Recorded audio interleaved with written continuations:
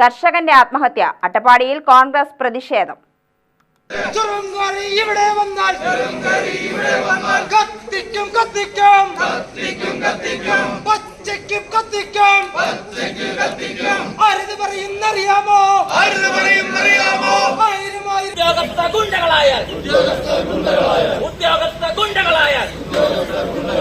ഇനിയും തെരുവിൽ ഇറങ്ങും ഞങ്ങൾ.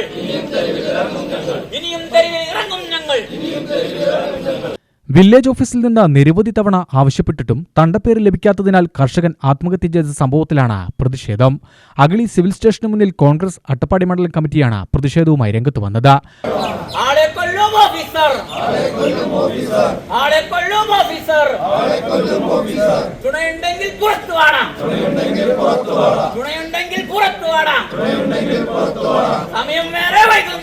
അട്ടപ്പാടി കാവുണ്ടിക്കൽ ഇരട്ടക്കുളം സ്വദേശി കൃഷ്ണസ്വാമി എന്ന 52-കാരനാണ് കഴിഞ്ഞ ദിവസം കൃഷിസ്ഥലത്ത് തൂങ്ങി മരിച്ചത്.